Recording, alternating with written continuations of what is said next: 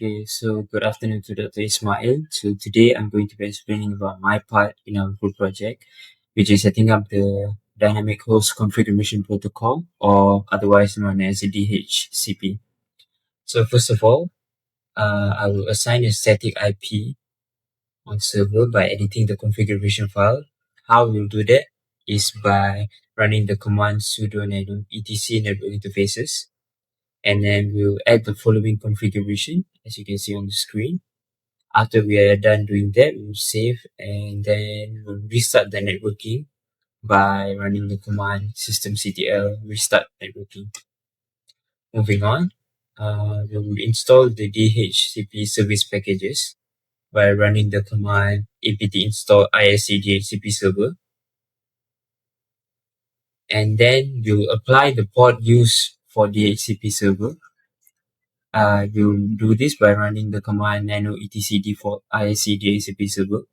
So we can edit the port configuration here, and we'll add npost 8 to the interfaces v4, and then save. Moving on, we'll edit the configuration for the DHCP server itself, and we'll run this command right here, which is sudo nano etc DHCP dhcpd.conf. And then as you can see, this subnet range, option domain name, and option routers were initially commented out by having hashtags in front of them. So what we'll do is we'll remove the hashtag first so that this actually have an impact on the network configuration itself. And then we will add our own subnet net mask, the range of the IP address, the option domain name servers, the option domain name, and also the option routers. After that, we'll restart our npost 8 port and DHCP service by running the command sudo iplink set device npost down and up. Soon after, we'll restart the networking itself. After we are done doing that, we'll restart systemctl restart the server, and then we'll check. After we are done with all that, we can check if we actually succeeded in applying the configuration or not by checking the npost 8's IP address. How we can do that is by running the command hostname I, and as you can see, there is 192.168.1 and 254, which means our configuration is a success. Next, we will move on into the client side, and we can check if the IP address was indeed gained from the server, DHCP server. As you can see, when we run the command hostname I on the client side, there is 192.168 and 15. So our current IP address that we are getting from the server itself is this 192.168 and 15. So it is a success. And we'll test the services functionality. How we can do that is by removing the old IP address and getting a new one. We can do that by running the command sudo dh client r. So we remove the current IP address that we have right now, and then we'll do sudo dh client v. So we'll gain a new IP address. So let's check our new IP address. We can do that by running the command hostname I again. As you can see, our current IP address is 16. It used to be 15. So it indeed works. So moving on, we'll see our connectivity verification. From the server side, we will ping the client's IP address to ensure the connectivity. So the IP address just now was 192.168 and 16. So ping this IP address from our server side. So when you ping the IP address, as you can see, you have ping, and you can see that 4 packets were transmitted, 4 received. Okay, so if this thing comes up, means you have indeed succeeded in pinging the client's IP address. So from the client side, now we want to check if we can ping the server's IP address. So vice versa, we do from our client side, and it is indeed successful. Okay, now we check for internal communication verification. So technically, the client should not be able to access the internet, as this configuration is an isolated local network. So it only allows client to client client to server communication. So to test this, we can check from the server side to ping any DNS. For example, we use 8888 by running the command ping C4 8888, and you can see this comes out. So the server should not be able to access this DNS as server has 2 ports already enabled. So Npost 3 has NAT and Npost 8 has internal networking. So we'll check the client side plug, and we can see pinging the DNS 8888, and you can see that it shows 0 received.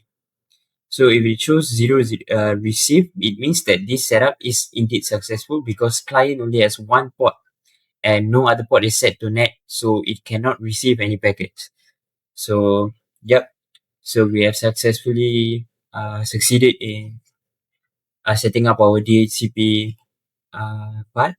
So that's it for my part in our project. Thank you very much for listening. Assalamualaikum and good morning everyone. Today I will present my project on Secure File Transfer Protocol or SFTP, implemented using Debian Linux and OpenSSH. This project demonstrates how to configure an FTP server and perform secure file transfers using both command line and FileZilla. SFTP stands for Secure File Transfer Protocol, and it uses SSH to provide secure communication between a client and a server. Unlike traditional FTP, SFTP encrypts user authentication credentials and all transferred data, preventing unauthorized access and data interception. Because of this, SFTP is commonly used in organizations that require secure sharing. The first step was installing the OpenSSH server package. I updated the package repository and installed OpenSSH using apt. OpenSSH provides the SSH daemon service, which is required for SFTP functionality. Next, I created a dedicated group called SFTP users. Then I created a user named client2 and assigned this user to SFTP users group. The login shell was set to sbin no login to prevent normal shell access and allow only SFTP access. After creating the user, I configured the directory structure. The SFTP root directory was created under var SFTP client2. An uploads directory was also created, and ownership and permissions were configured so that users can upload files only into the uploads folder. Next, I edited the SSH daemon configuration file located at /etc/ssh/sshd_configuration. This allows us to customize SSH behavior and restrict selected users to SFTP access only. In the configuration file, I enabled the internal SFTP subsystem. Then I added a match group rule for SFTP users. The chroot directory option confines users inside their own directory. Force command internal SFTP ensures users can only use SFTP. TCP forwarding and 11 times forwarding were disabled for additional security.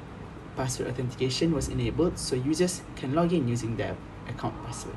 After saving the configuration, I restarted the SSH. This applies all configuration changes. I also verified the server IP address, which in this project is 192.168.1.254. For testing, I first created 2 sample files named test1.txt and test2.txt. Then I checked the client machine IP address. Next, I established an STP connection using this command, and then I entered the password and the connection to the server was successful. Once connected, I listed the available directories using the ls command, and then I entered the uploads directory using the cd uploads, and this is the location where the users are allowed to upload files. I uploaded test2.txt using the command put test2.txt, and then the transfer completed successfully. The file size was 20 bytes and the transfer speed was approximately 6.6 kilobytes per second. Finally, I executed the ls command again, and the file test2.txt appeared in the uploads directory. This confirms that the command line SFTP transfer was successful. In addition to command line testing, I also tested SFTP using FileZilla. In Site Manager, I selected the SFTP protocol, entered the server IP address, specified port 22, and used the username client2. After connecting, FileZilla successfully displayed the remote directory structure, and the uploads folder was accessible, indicating that authentication and permissions were correctly configured. I then transferred test2.txt from the local machine to the uploads folder. FileZilla displayed the message "Transfers finished," confirming that the file was uploaded successfully. In conclusion, the SFTP server was successfully configured using OpenSSH on Debian Linux. Both command line SFTP and FileZilla authenticated users correctly transferred files securely. This project demonstrates that SFTP is an effective solution for providing encrypted and reliable file transfer services in a Linux environment. That concludes my presentation. Thank you for your attention. I welcome any comments or questions. Thank you. So for server, step 1, you need to install the nginx. Update the local daemon package index and install nginx package by using the commands sudo apt update and sudo apt install nginx-y. For the step 2, this command we use to manage and configure the nginx services. Start the nginx engine and open the server block configuration file to manage your site setting. And we add the following configuration.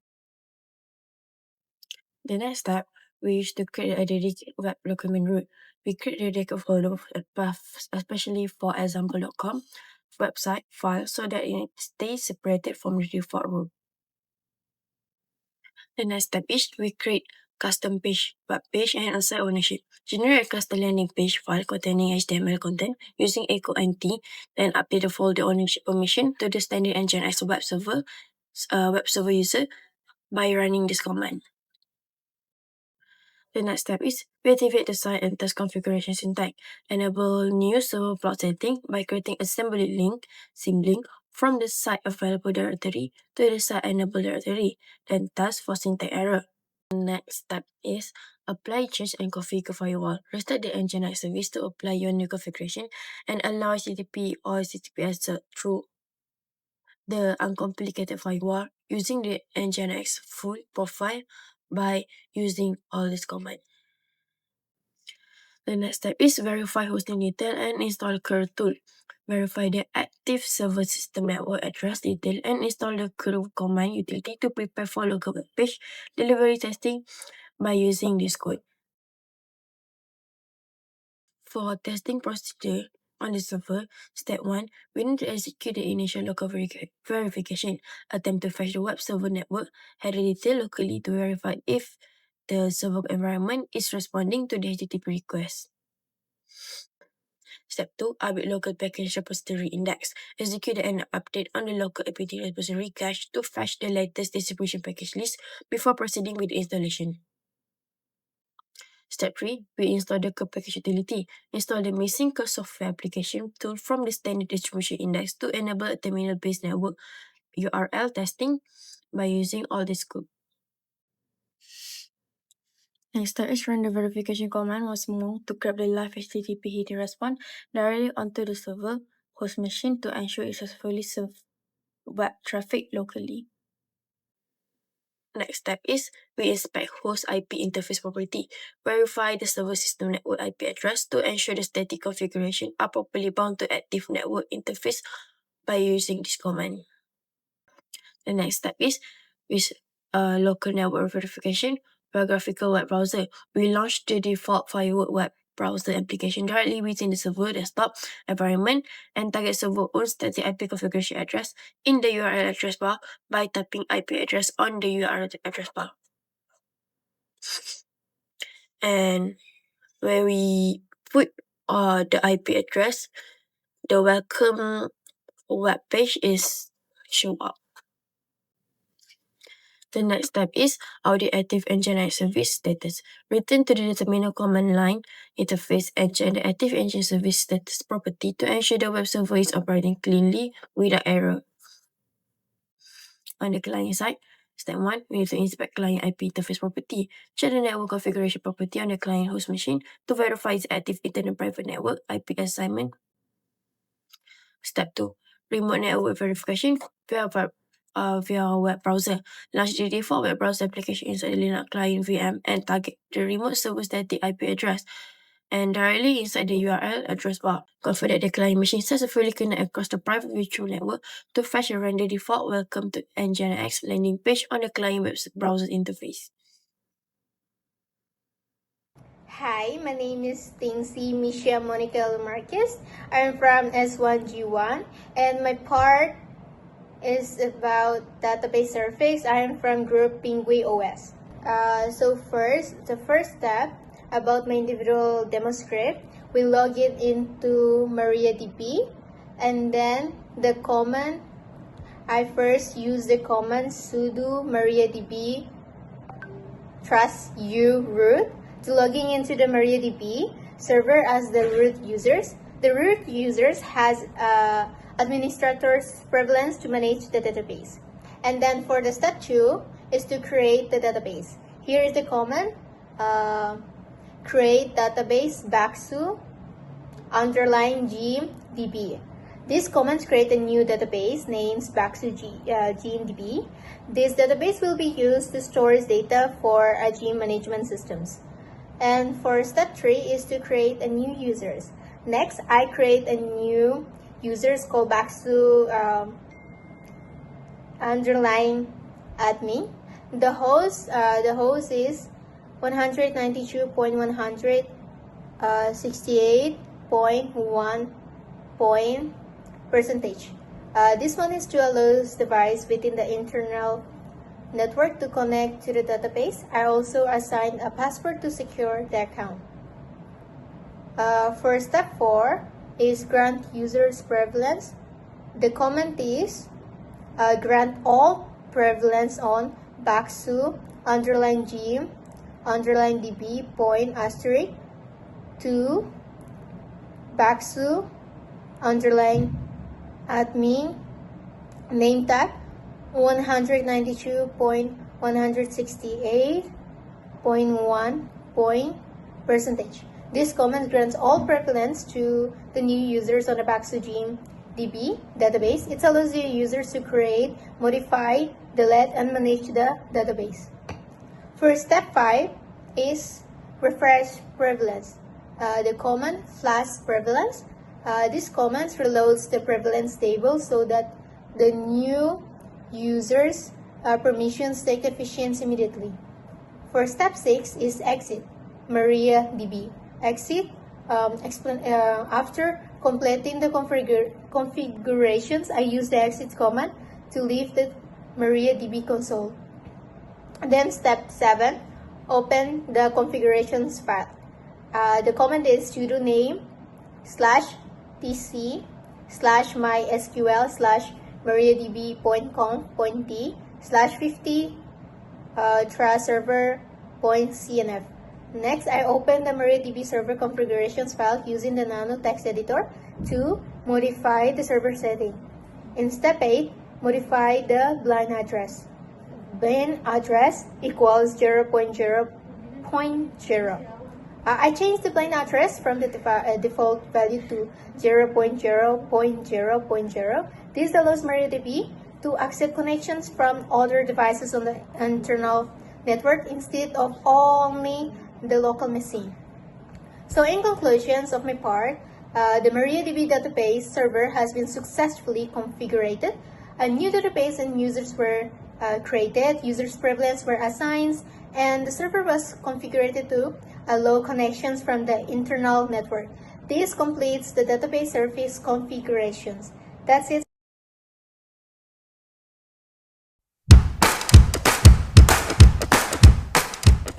So Tila, why was a static IP address assigned to the server's internal network interface before configuring the DHCP service? A static IP address was assigned so that the DHCP server always has a fixed and known address within the internal network. This allows the client devices to consistently identify the server as their default gateway and DHCP provider. If the server used a dynamic IP address, clients might not be able to obtain network settings properly. But Tila, what would happen if the DHCP server was configured to distribute addresses outside the subnet that we used? Okay, so our clients would receive IP addresses that do not belong to the same network as the server. As a result, communication between the server and the clients would fail because devices in different subnet require routing to communicate. See, thank you.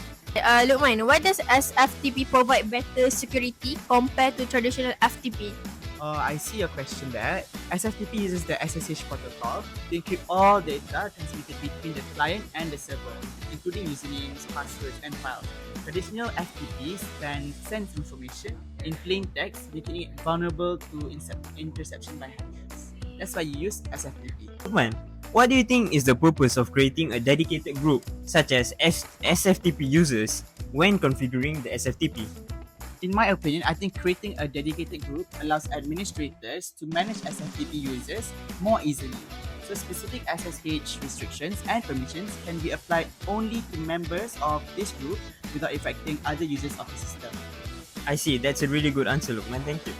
You're welcome. Sophie, why is a web server such as Apache or NGINX important in an organization?